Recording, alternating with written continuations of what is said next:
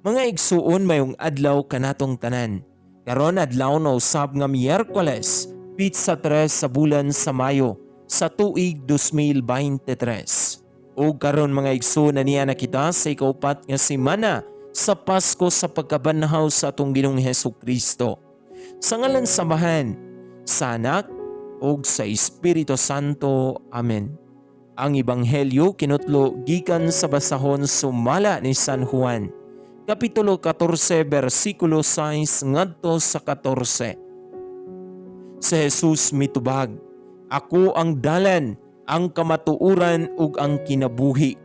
Walay makaanto samahan kun dili moagi kanako. Karon nga nakaila na kamo kanako, makaila usab kamo sa akong amahan.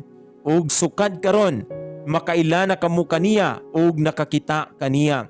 Si Felipe mingon kaniya, "Ginoo, ipakita kanamo ang amahan ug igo na kanamo." Si Jesus mitubag, "Dugay na akong nakig-uban kaninyong tanan, unya wala ka paghihapon makaila kanako, Felipe. Ang nakakita kanako nakakita usab sa amahan. Busa nganong nag-ingon ka man, ipakita kanamo ang amahan. Wala ka ba mutuo, Felipe, nga ako anaa sa amahan ug ang amahan ania kanako? Wala magagikan kanako ang mga pulong nga gisulti ko kaninyo. Ang amahan nga niya kanako nagbuhat siyang kaugalingong buluhaton. Tuuhi ninyo nga ako ana samahan o nga ang amahan aniya kanako. Kung dili kamo mutuo sa akong gisulti, panuo kamo kanako tungod niining maong mga buhat. Ang tinuod mao kini, ang mutuo kanako magbuhat sa akong mga buhat og nagbuhat siya labaw pa niini kay moadto man ako sa amahan.